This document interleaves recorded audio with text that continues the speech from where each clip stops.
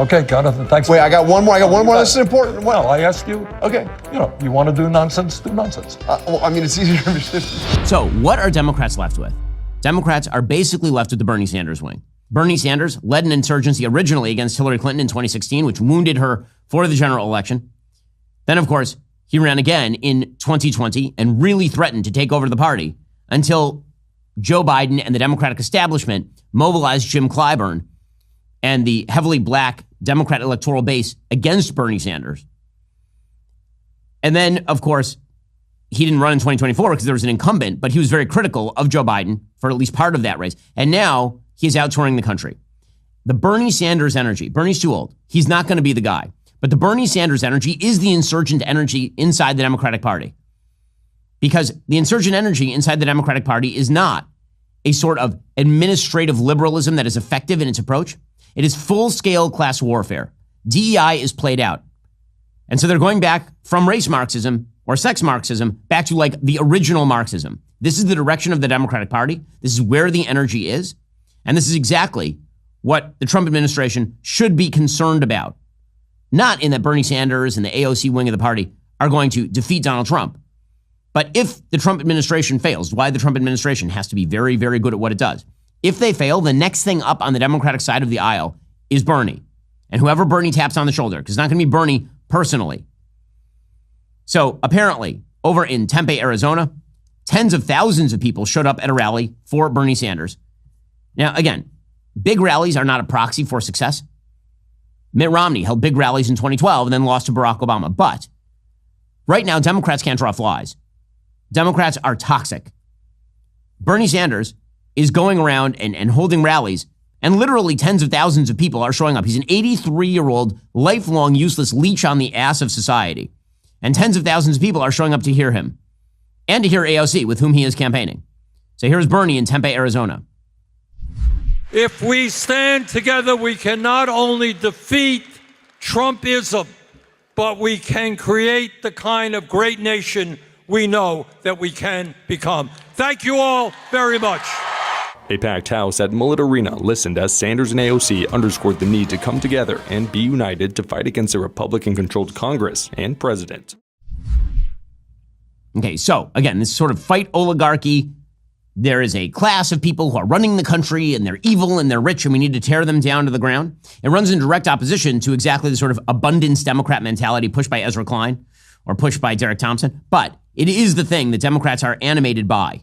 Originally, according to the Wall Street Journal, when visiting Omaha, Nebraska, AOC and Bernie reserved a place that held 800 people. Then they had to move to a bigger venue of 3,400. And then when they went to Tempe, 15,000 people showed up. And Bernie said, this is insane. I'm not running for anything. People are outraged and they're frightened and they want to fight back. And this is one form of beginning the struggle to fight back. And it is not a coincidence that Bernie is tapping AOC on the shoulder. AOC, of course, has a very young, very woke, very socialistic contingency who follows her. Sanders is taking a really interesting approach. Again, he's wrong, and his perspective on capitalism is not just wrong, it happens to be evil, but it is an interesting approach. So he's abandoning certain issues that are sort of tentpole Democrat issues right now, and he's focusing instead on pure class warfare, pure unbridled Eugene V. Debs class warfare. He's an old school wobbly, Bernie Sanders. While the possibility of a resurgent Bernie Sanders should scare everybody who has money in the stock market or, money in general, in these uncertain economic times with tariff tensions, recession worries, stubborn inflation, it's no surprise that gold prices keep breaking records. Rather than watching from the sidelines during market volatility, consider taking some proactive steps to protect your savings. That's why many Americans are connecting with Birch Gold Group. They've helped thousands of people convert existing retirement accounts into physical gold IRAs. Wondering if gold might be a smart hedge against inflation or economic uncertainty for you? To learn about owning physical gold in a tax-advantaged account, text BEN to 989898. Birch Gold will send you a free information kit with no obligation. Their A+ Better Business Bureau rating and numerous 5-star reviews reflect why I recommend Birch Gold to help you protect your savings through gold investments. The economic challenges we're facing, they took decades to develop.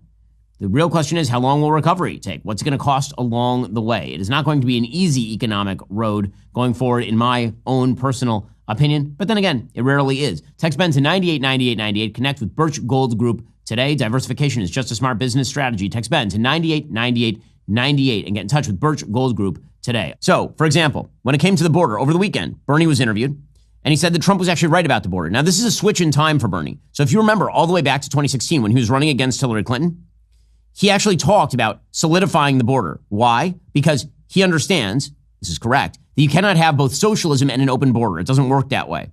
So now he's reverting back to type. He's going back to a sort of protectionist socialism, which does involve actually closing the border. This is where the horseshoe theory comes all the way around for people like Bernie. I mean, I think cracking down on fentanyl, making sure our borders are stronger. Look, nobody thinks that illegal immigration is appropriate. Now, I happen to think we need comprehensive immigration reform. But I don't think that it's appropriate for people to be coming across the border illegally. Okay, so again, that is Bernie saying that Trump is basically right on the border. Why? He's abandoning the worst issues for the Democrats. Immigration is a bad issue for Democrats. Bernie, he'll talk about trans, but only if forced to do so at point of gun. This is not a major issue for him. Instead, he rails against his own party, which again is the prereq to actually successfully running in the United States.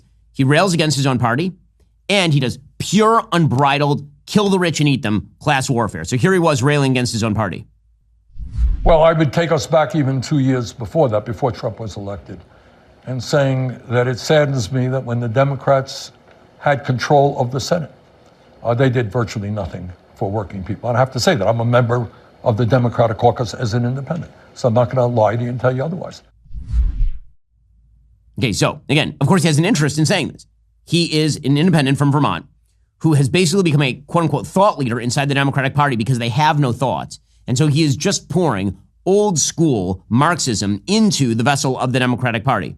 Here he was talking about the quote-unquote oligarchy. Now again, any actual definition of oligarchy would have to include Bernie Sanders in it. He's one of the most powerful people in the country. He's very wealthy. He obviously has that lake house. He has a big following.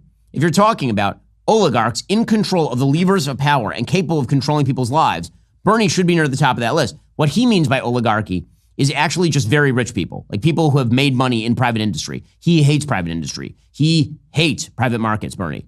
Bernie is the kind of person who literally has said that private charity is bad because it crowds out government spending. I mean, you have to go pretty far afield to find people who literally hate people giving charity. Bernie has said himself that charity is bad. Private charity is wrong because it might make people feel as though they're actually doing something good when actually the government should be doing that thing. Bernie Sanders is the kind of person who praised bread lines at one point because there's bread at the lines. Bernie Sanders is the type of person who has said there are too many types of toothpaste in the aisles at CVS. Why do you need that many types of toothpaste? He is like a full-scale tanky, meaning a communist sympathizer.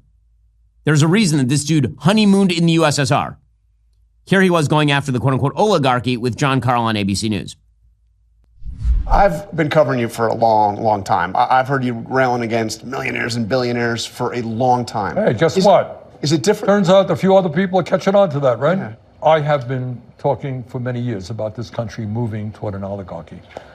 And I think anybody who is not dumb, deaf, or blind is seeing precisely what is happening.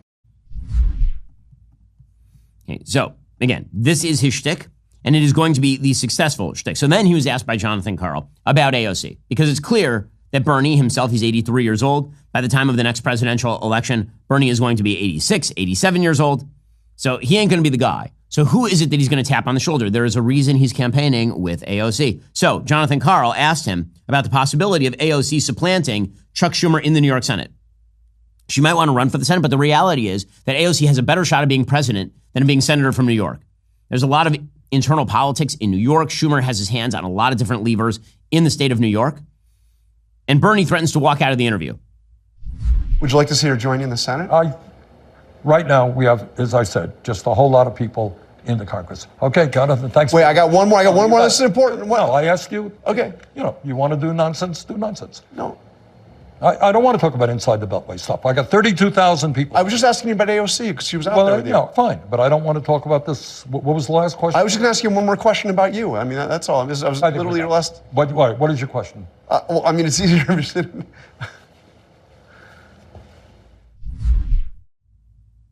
Unbelievable. So he's getting up, and the reason he's getting up is because he knows that he's being asked to create a war inside the party. What he actually wants is for AOC to run for president. And so, by the way, does the Associated Press. Quote, Bernie Sanders stepped onto a stage in downtown Denver, surrounded by tens of thousands of cheering supporters in what he described as the biggest rally he had ever addressed. The Vermont senator put his hand on the shoulder of the woman who had introduced him, a signal for her to stay on stage. Quote, "She's become an inspiration to millions of young people." Recounting her biography from a girl who helped her mother clean houses and later became a bartender before emerging as political insurgent who ousted a powerful New York Democrat in a U.S. House primary. Now, again, that is a very rosy picture of AOC's history. The truth is that she grew up pretty middle class in New York. Again, there's nothing wrong. Growing up middle class is great.